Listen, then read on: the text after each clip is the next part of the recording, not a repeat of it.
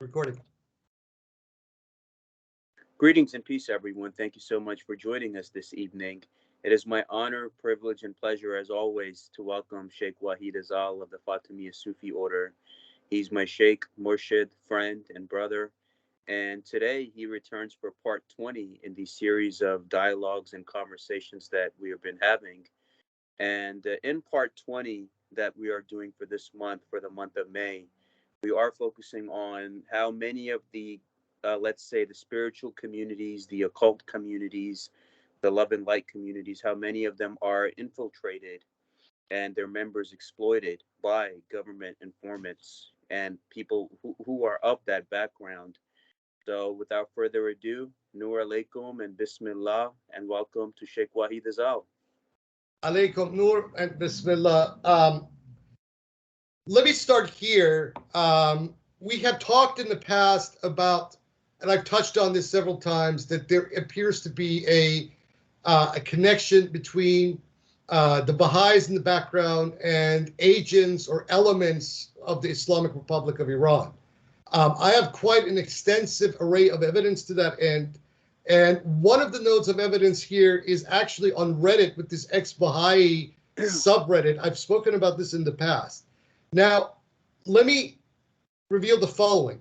About less than a month ago, an individual on Telegram who was associated at one time with this YouTuber by the name of Hassan Ershad, who did exposés on a weekly basis on YouTube on the Baha'is. I was briefly his friend for a couple of years, and then I had to basically cut this guy off because his approach to me and the Bayanis was becoming increasingly toxic, even though I had shared quite a lot of information with this guy, discussed a lot of textual evidence with him, and for a while there, especially in the period from about 2014 to 2016, he had a very solid discursive and narratival approach to these questions. But all of a sudden, from around, I would say, the beginning of 2017 to pretty much now, he began pushing a completely different line altogether. But let me just say what was revealed to our brother Kayvan Yahyai, an individual associated with the circle of Hassan Irshad, came to Kayvan and revealed the fact that several of the individuals that had been formerly associated with Hassan Ershad, and through the course of the latter part of last year had supported the women's life movement in Iran, were ratted out by Hassan Ershad to the Iranian security services. And he also revealed to Kayvan that during the time that we were ostensibly trying to collaborate and cooperate with Hassan Ershad, to his tight circle of followers, he had revealed that the real agenda here was not to go after the Baha'is, that the Baha'is are actually harmless, and that there is a under the table cooperation between elements of the Islamic Republic of Iran and the Baha'is, and that the real targets was us, the Bayanis, that they were going at, that the Hosa, that these supporters of the Iranian seminary and the regime in Iran, their real target was the Bayanis, the Azali community, and not the Baha'is. And he had actually told this individual this information, and Kayvan came to me and immediately told me that the conversation that had ensued. And this, again, was another layer of evidence, because Hassan Ershad, as many of us have known for a long time, is obviously part of a lower level security, part of the Islamic Republic. He's a Basij, no question about it. The fact that he was ratting out his own former supporters to the security establishment for arrest and incarceration during a woman life freedom movement, basically solidifies this issue in rock, that he is working for the government and he's not just some sole operator with a theological axe to grind with the Baha'is or others. So this was more of the evidence that there is in fact a agenda, and that the Baha'is are actually cooperating with the agenda. And you see this especially more than any other place online, on Reddit, and particularly in the ex-Baha'i subreddit. Back in 2018, when I first subscribed to this place, immediately I started to to witness that there was some very fishy things going on. For example, an individual who lives in Texas by the name of Scott Akala, who is basically a Baha'i Basij enforcer on Reddit itself and elsewhere, when he would come on this ex-Baha'i list and started to attack myself and others, the moderator of that place, a guy by the name who was going under the alias at the time of Salman Wilson, instead of blocking the attacker, would immediately block me for 80 days from that list, for the sole reason is that I had revealed the identity of this person. Mm-hmm. So this gaslighting and reverse narrativization, modus operandi that I was quite familiar with the Baha'is previously in all assorted manner of lists,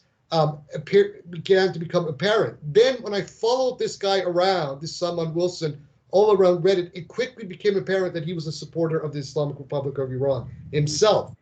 And in various discussions where the issue of Babism and the history of the Bayan would come up, he would push the propaganda narratives that are very prevalent in the Shia seminary and also from official government propaganda outlets. When I finally had my official falling out with all of the members of that subreddit, Dale Husband, who is now also a moderator of that place, himself then began relentlessly pursuing the propaganda lines of the Islamic Republic of Iran itself against the Bayanis. And so it became increasingly obvious as time went by that there was even though there is squabbling on the surface between the Baha'is and the IRI, that the cooperation and collaboration of these two entities is beyond reproach.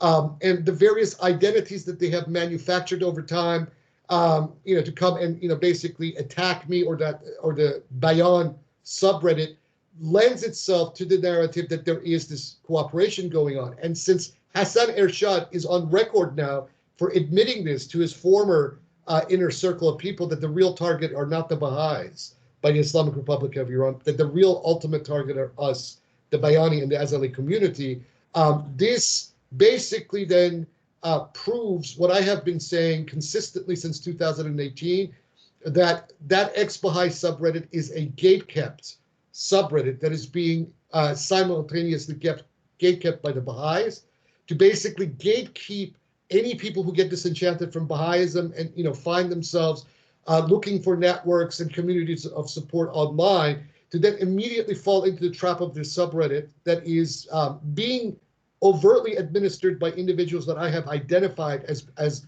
pushing the propaganda narratives of the Islamic Republic of Iran.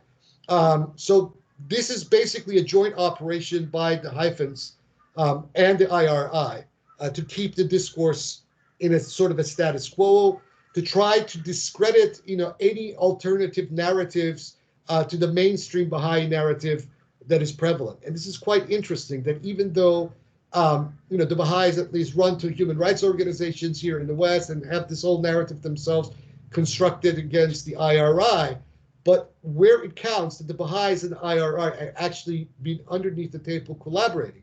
And I've gotten corroboration of this narrative from multiple other places, from people in Iran itself.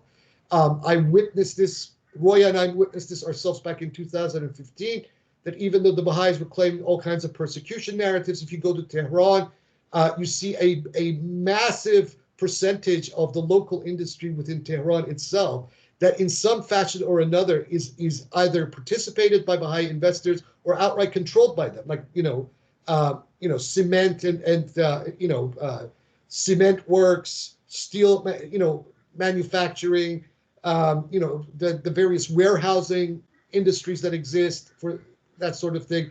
And anybody who knows anything about Iran knows that big industries always are usually controlled by the Iranian Revolutionary Guards. So then why is it that the Baha'is in Iran itself have some kind of economic and financial collaboration going on between themselves and the IRI? When they run to the Western human rights organization and governments are claiming persecution, well, if you know anything about the manner that Cosa Nostra paradigms work, these organizations all blackmail each other. And as they blackmail each other, they collaborate with each other. They can go in other places and speak against each other and organize and act against each other. But given this very parasitic kind of modus operandi that they all run by, they're also simultaneously collaborating with each other. The Bayanis and the narrative, the true narrative of Bahaism's history and the Baha'i text is obviously a threat to the Baha'is, but is simultaneously a threat to the Shia seminary and the Islamic Republic of Iran, who,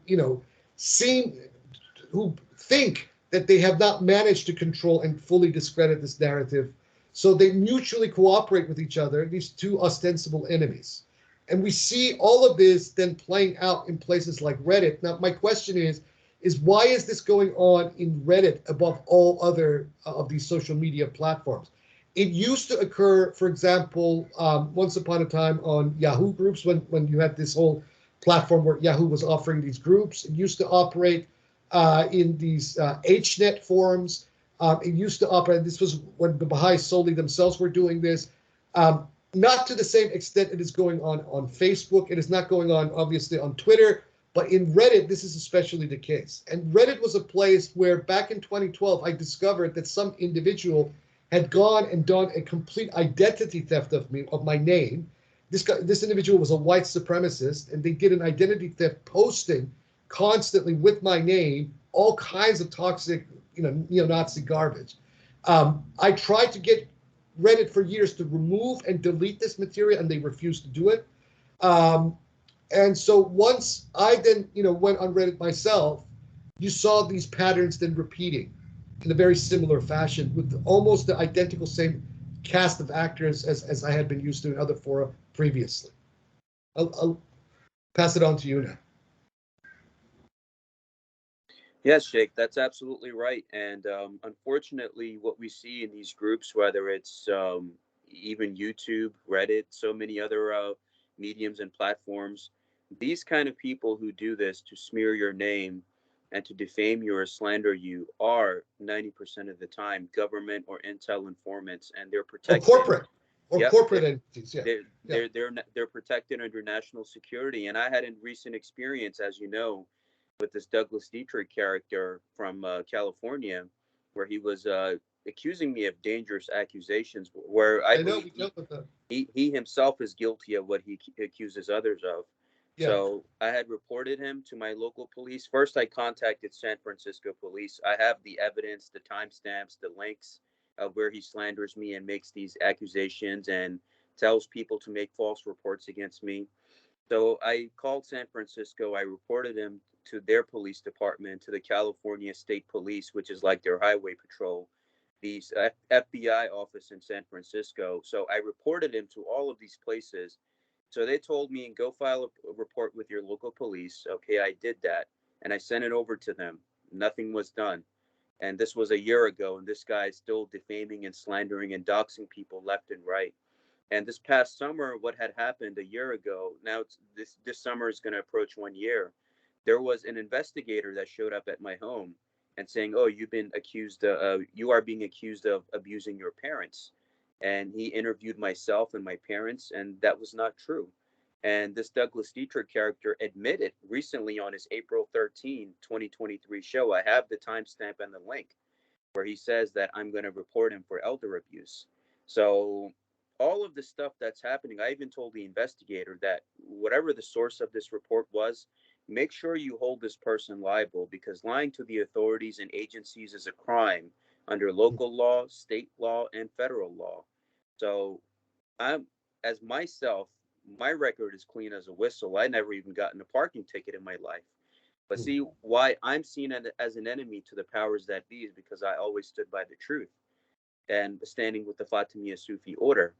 And this guy, Dietrich, turned on me as soon as Sheikh Wahid Azal made me his representative. And at one time, he was involved with a Baha'i woman in the past without mentioning her name. So all of these things are like interconnected here and other. And I think to myself, why is this guy defaming and doxing and slandering people and swatting people left and right? Your normal person cannot do that. So this guy and the individual that you dealt with on Reddit, they're all government informants, and they're there to just what they do is they're there to squeeze info out of people. So what this Dietrich guy does is he promotes like an anti-American slant, saying that, oh, Japan won World War II and America lost and America's bad, America's this, America's that.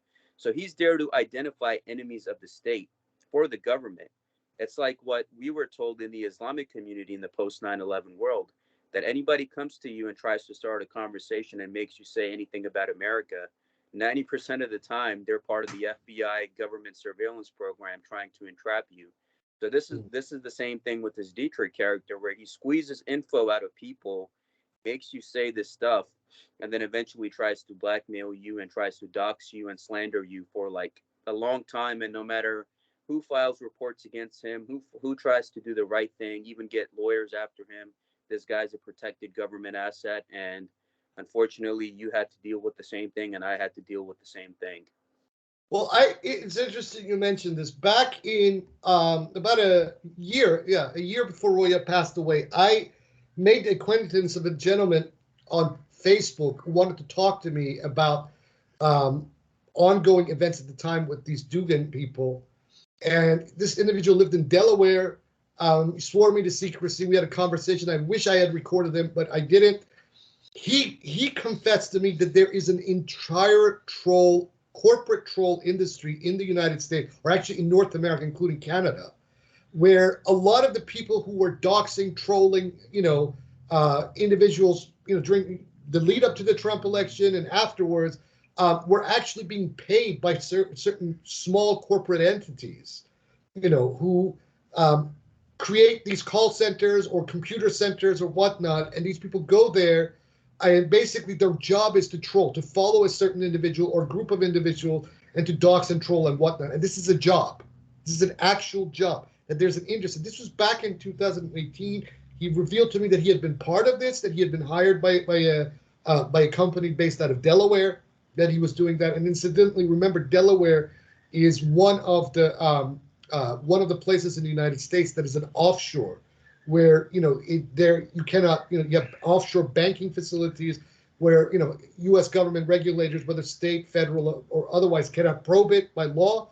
And he admitted that he was working for a little company in Delaware, same place that Biden comes from, and that he had been tasked to basically dox, troll, surveillance certain individuals online, and that this was an industry. And as far as he was aware, that this industry had mushroomed all over the United States and Canada.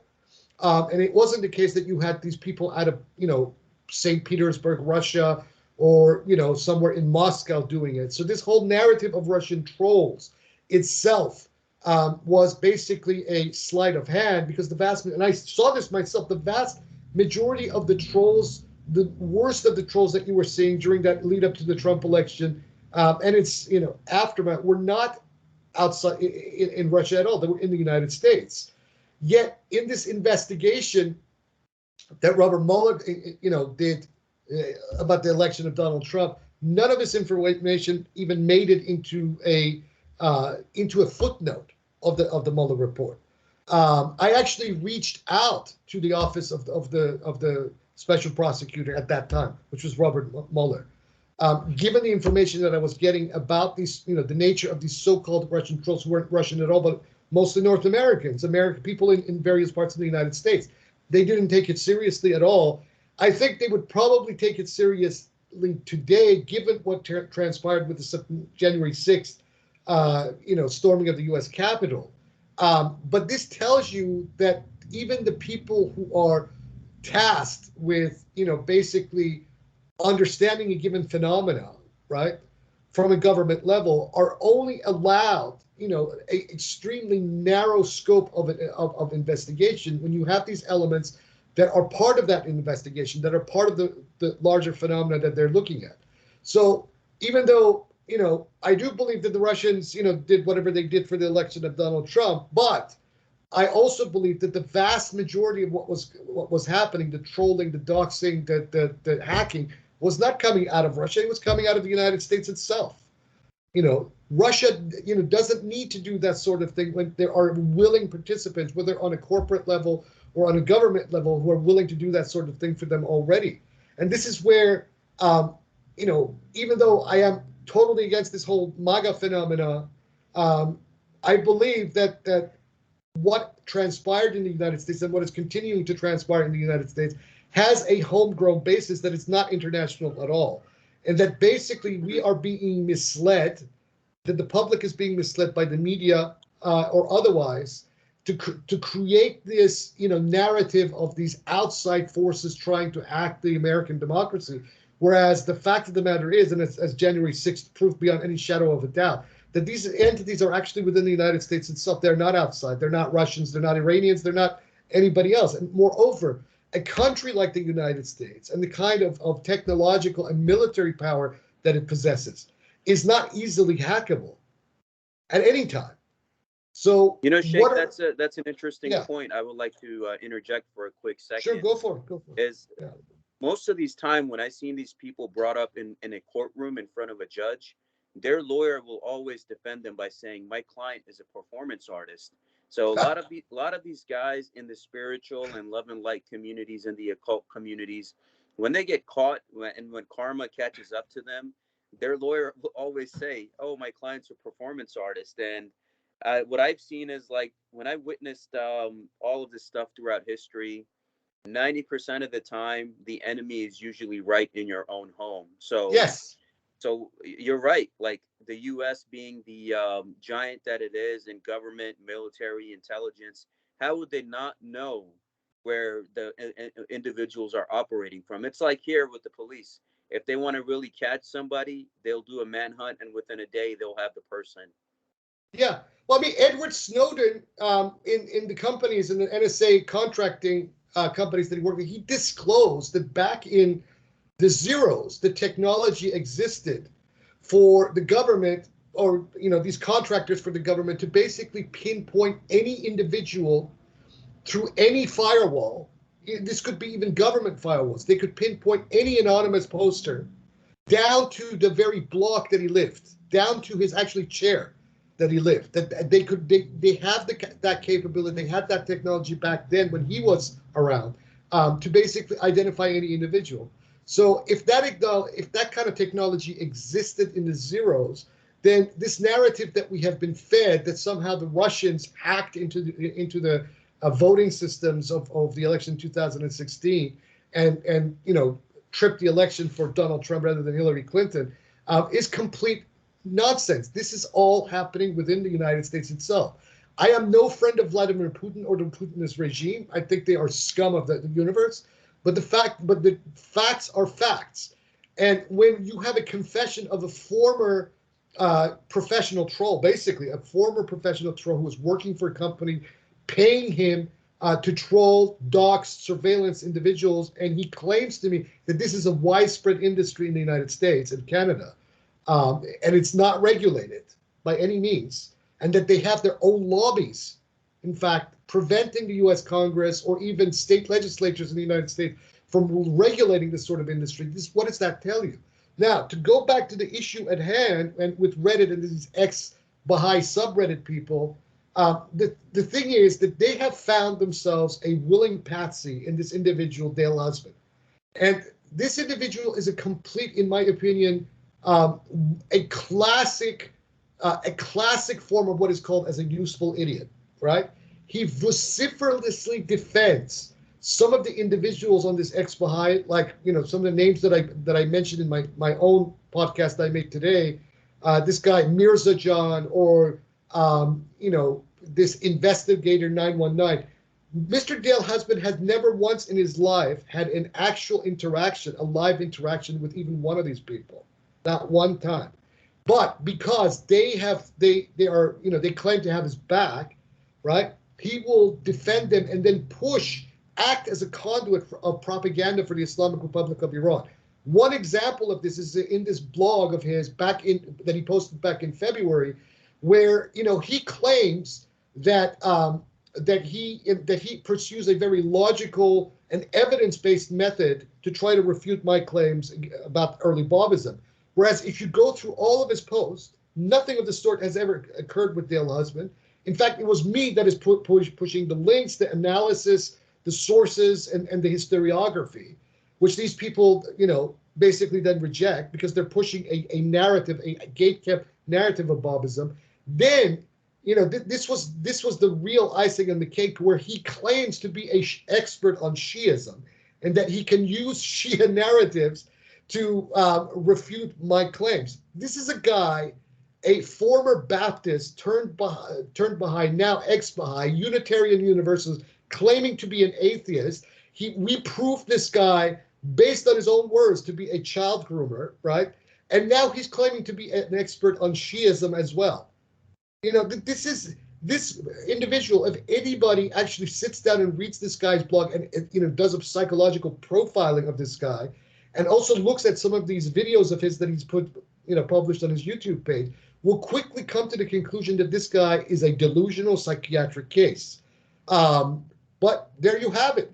You have these agents of the Islamic Republic of Iran, who are obviously that. Anybody who compares their postings and just basically goes through all the different pages of Reddit that these people have been on, especially the Investigator 919, will quickly see that these people are pushing a very specific government line.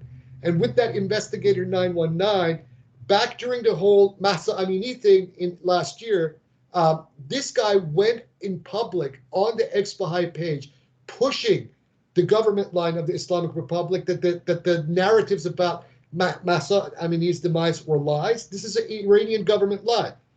That Mahsa Amini basically collapsed, right? That is the Iranian government lie, and that these stories that were coming from the doctors and actual eyewitnesses on the ground that saw fractures to her skull, that saw scars on her body, that saw her face all puffed up, including her family who saw her at the hospital. All of these people are liars, but the official government line of the IRI, the same IRI that has been brutalizing the Iranian people since September of that year in the most unbelievable terms, they're telling the truth. And Mr. Dale Husband, some jack sitting in Fort Worth, Texas, is actually spinning the Iranian government line. How ridiculous is this?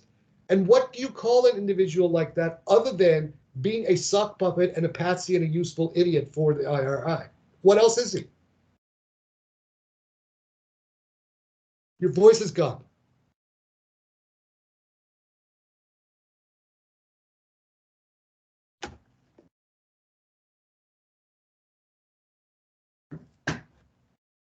No sound. You have no sound, Salman. Yes, do you hear me now? Yeah, now I hear you, but you went off. Everything that you just said before wasn't recorded. What I was saying is that recently, and there's no doubt in what you're saying, that they're all puppets.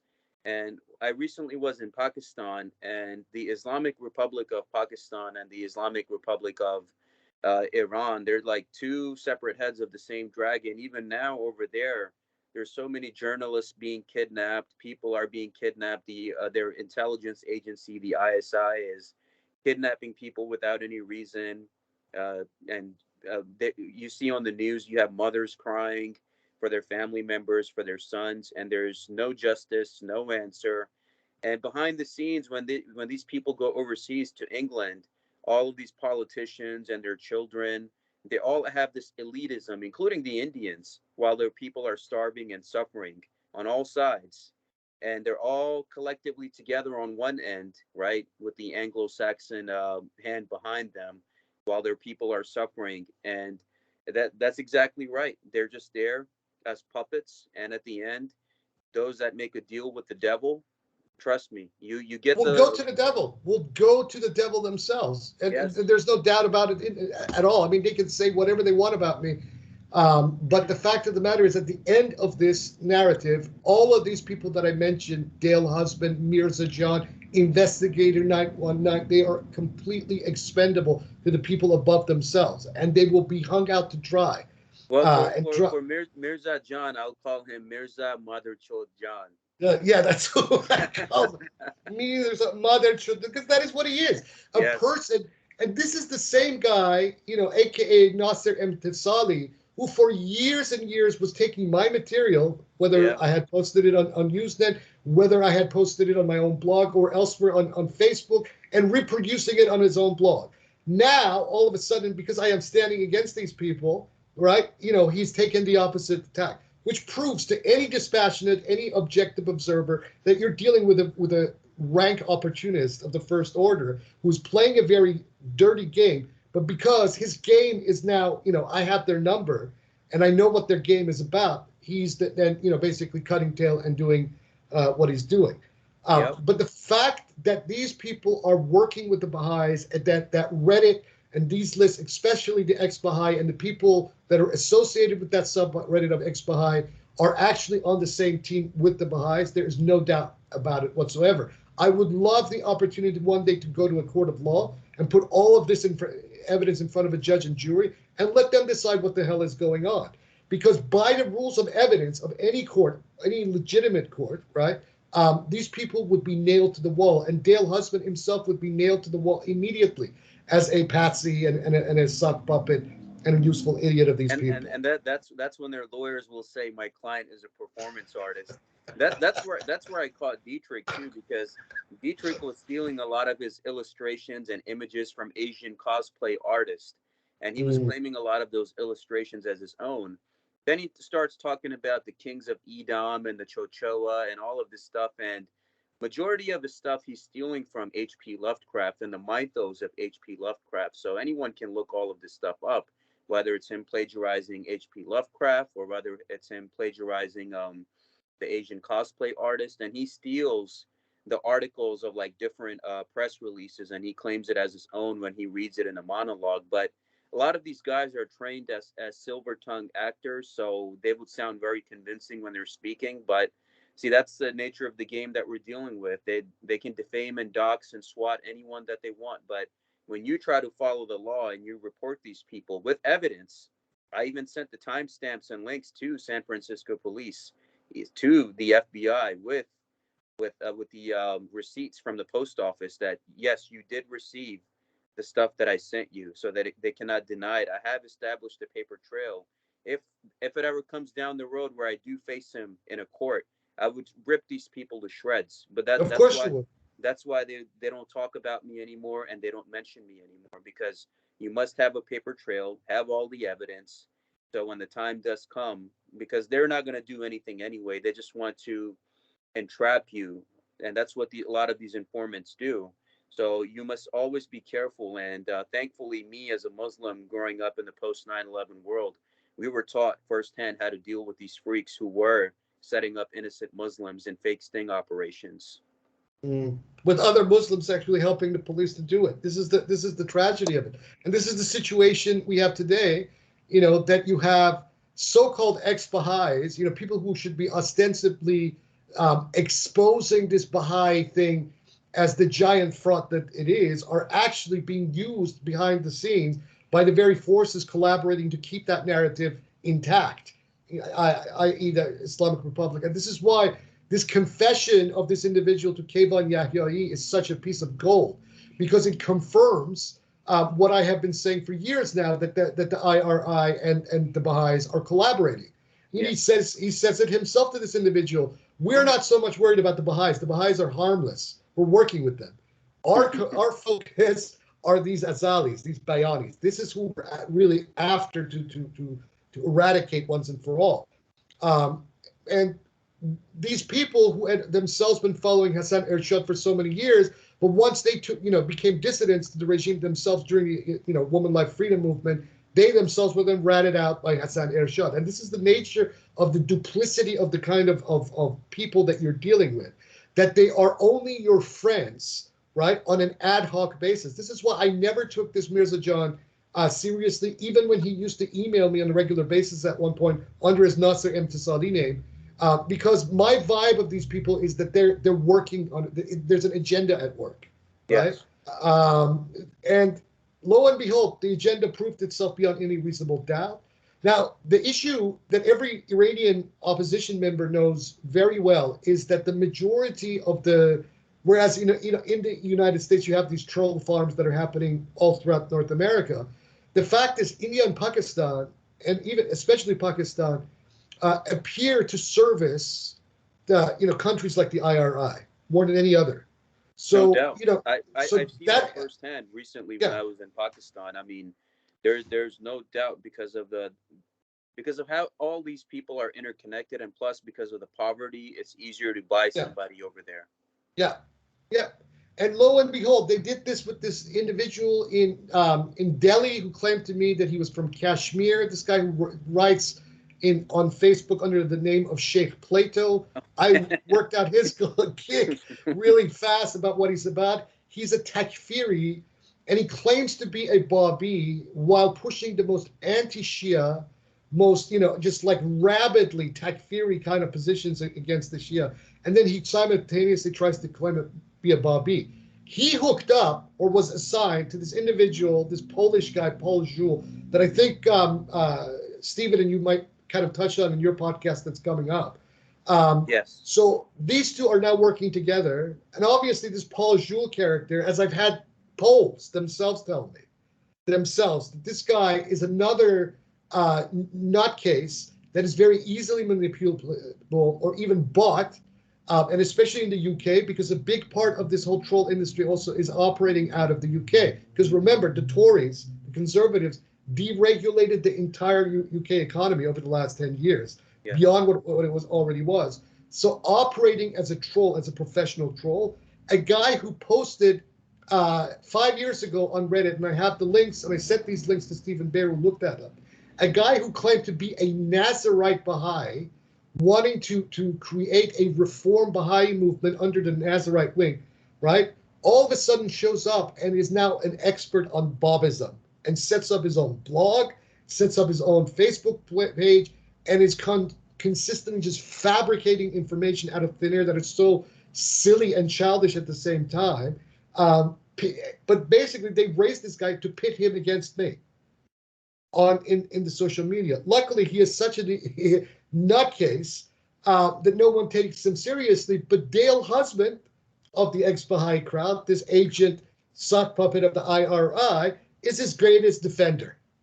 So this now establishes the nexus between Paul Jules and the ex-Baha'i crowd, in which Stephen, picked up on immediately, knowing these tactics the way he does. So he's going to probably be touching on this tomorrow. So the question is, how do you put these people in their place? You put these people in their place precisely in what we're doing right now, right? If they dox you, you dox them back. I don't believe in this thing, that you turn the other cheek with these sorts of people. Turning the other cheek is not a strategy that works with criminals, and you are dealing with criminals. And what is interesting to me, and Stephen Bayer also mentioned this in a couple of different conversations that we've had in the past, is that the kind of posting that Mr. Dale Husband did, that he took off, where he's overtly admitting to child grooming.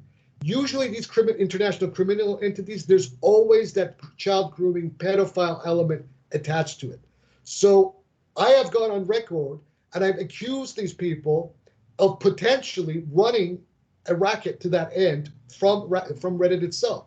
So the question is, where's law enforcement? Why isn't law enforcement in the United States and on the international level looking at these people more seriously about running a potential child grooming racket? Because you have one of their central members, one of their most important members, who is on record publicly for advocating this kind of behavior. Why is that? Sheikh, that's an interesting point that you pointed out, because even with this Dietrich character, he says that he in the San Francisco area, that he goes to Silicon Valley, and there's an estate where there are underage young boys, and he drinks their blood because he claims to be a vampire, right? So he's admitting on air that I purchased a girl off the street. So he's admitted in human trafficking, number one. He's saying he's going to this estate in Silicon Valley and drinking the blood of young boys, while he's making these same dangerous accusations against others, where he's doxing and swatting people who are no longer associated with him because they found out he was a fraud. And you're right. Where is law enforcement? I followed everything San Francisco police told me. File a report with my local police with the evidence and timestamps. Send everything over to them.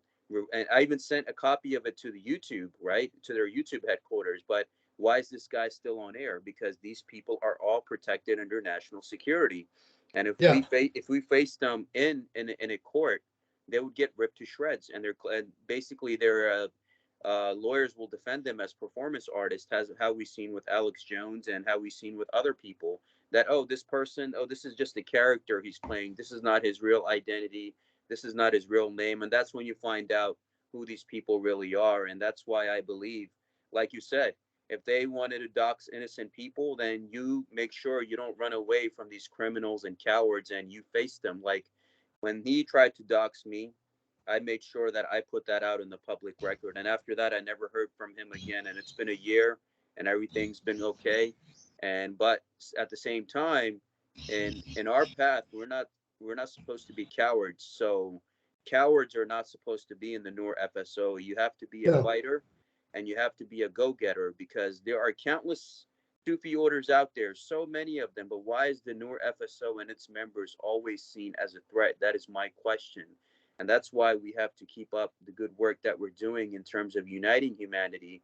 And even all of the BS people here in the US who are claiming love and light and spirituality and inclusiveness for everyone, 90% of the groups here, whether it's spiritual, love and light, occult, disclosure, whatever have you, 90% of them are run by these informant type beings who are there to basically entrap you and incite you. Like we have Anjem Chowdhury in the UK. Yeah. He's a British He's, agent. We yeah. have this we Yes. have this guy in Australia, the Imam of Peace. He's another agent. Yeah.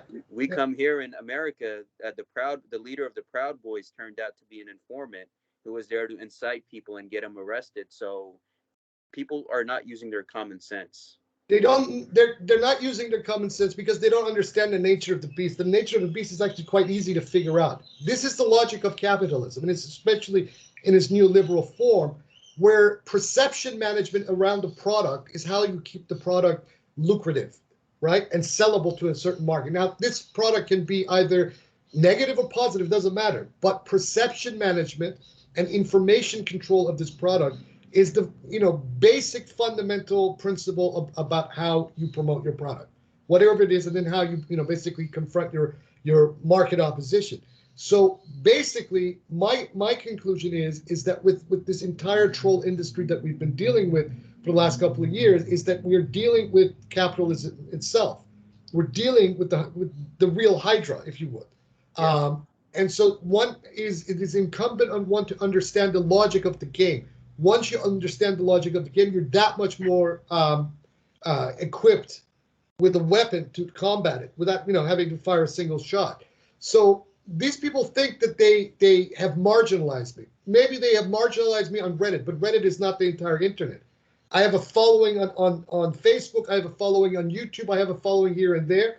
As you can confess, I don't ask for a single cent from anybody. If the people who are coming to me, they're coming to me of their own volition. We're having discussions. The relationship between you and I happened organically. The relationship that happened between myself and the Gnostic Quran channel happened organically, Yeah. and others. That relationship of me with No Easy Answers happened organically. This person reached out to me, and so on and so forth. So for all the claims that these people have made that I have no followers or I'm marginalized, that I'm just a crazy person just barking in the wind. These are the original Baha'i narratives that have no reality for anybody who even does 2 seconds of Googling, let alone, to actually look at any of these videos or the content that I'm putting up. The FSO continues to grow. I am not going out there to try to recruit people to the FSO because I think that this is not the purpose of the work. People who want to come to the FSO are welcome to come to the FSO. It is by invitation only. Usually, but I am not trying to fill up a classroom like other organizations are, especially the Baha'is or others. So this is our dawah. Our dawah is the dawah of truth. It is not a sectarian dawah. We're not trying to, we're not saying that you have to join us in order to know what the truth is. It would be good if you did, but that's not a requirement. Be in solidarity. Being in solidarity with the message is more important than joining a group or joining a club. I am not trying to create a club. I'm trying to create a movement. Very big difference. So when you try to create a movement, you're going to have setbacks. You're going to have people like these people on Reddit acting the way they do. But, I should mention here, these people are confined to Reddit. They have no audience beyond Reddit. And it is very easy on Reddit to lie, to create false perceptions of what is actually going on. Because you could create an infinite myriad of identities on Reddit itself, that can talk to each other. And this is one of the things that this Delaware guy back in 2018 told me. He told me that this was going on in Facebook during the lead up to the 2016 election, that part of the company that he was working for, there was one segment of the company that was basically tasked, like each individual employee, in making up to 100 different identities on Facebook, right? That then they would talk to each other on these various pro-Trumps and pro-MAGA lists on Facebook. Yeah. You know, it's interesting you mentioned that, Sheikh, because a lot of the crypto scammers that I saw on YouTube, they were doing that too, where if you go to the comments where the person say, I made a good return on my investment, then there would be like 20 comments going back and forth, agreeing with each other. And then like on the 22nd or 23rd comment, it would say, please contact this WhatsApp number to get further information. So it is like that, and you're absolutely right with the Noor FSO. It is a tight and a beautiful brotherhood and an organic brotherhood that we have built. And I encourage anybody, if you are located in the U.S. and Canada and you're interested in the Noor FSO, please reach out to me. And we need good people, people that are courageous, people that are not afraid to get down and dirty into the fight with the enemy, and who are not cowards. Please reach out to me. And please catch up on all of the podcasts that I did with Sheikh Wahid Azal on my channel. If you go to the playlist, I have the Noor FSO playlist, and you will see from day one how organically how our brotherhood has built from the first podcast up until now with part 20, which is archived on both of our channels. So please get the word out and know that people that are standing for the truth, we have to be united in this time, in this age of chaos, and from 2020 through 2029 against the agents of chaos who are also there targeting us, and they come in all walks of life as well. So we must be ready and united. And like Sheikh Wahid said, there comes a time where you don't turn the other cheek, just like with Prophet Muhammad, peace be upon him, Imam Ali, and all of these great figures, Sheikh Abdul Qadir Jilani. When it came time to destroy their enemies, they were there in the fight. Absolutely. Absolutely. That is the truth. So, Sheikh, do you have any concluding comments? Well, I think the only thing I could say is to cite the very first verse of Surah Al-Munafiqun, the chapter of the hypocrites with the book, Bismillahir Rahmanir Rahim, إذا جاءك المنافقون قالوا نشهد إنك رسول الله والله يعلم إنك لرسول والله يشهد المنافقين الكاذبون. When this is the translation, when the hypocrites, they come and they say that we testify that you are the messenger of God, God testifies back that these people are the liars. And here, the messenger of God can be the messenger of truth. It doesn't necessarily have to relate to an individual. Yes. Then it says in the third verse, which is one of the verses I like here, ذَلِكَ بإنهم آمنوا ثمنوا كفروا فتبع على قلوبهم فهم لا يفقهون. That is because they believed, or they know what the truth is, then they rejected the truth. So a seal was set on their hearts, therefore they understand not. And this is a wonderful parable for people like this Dale husband, who is actually acting in the capacity of a shill and a sock puppet and a useful idiot to a bunch of literal paid criminals that are living in Pakistan and in India, and probably not even in Iran itself, basically shilling for the government of Iran. That's it. That's it, Sheikh. And thank you so much for this podcast and this education. And until next time for part 21, thank you so much. And please, for anyone who's in the U.S., reach out to me if you have any questions. Okay.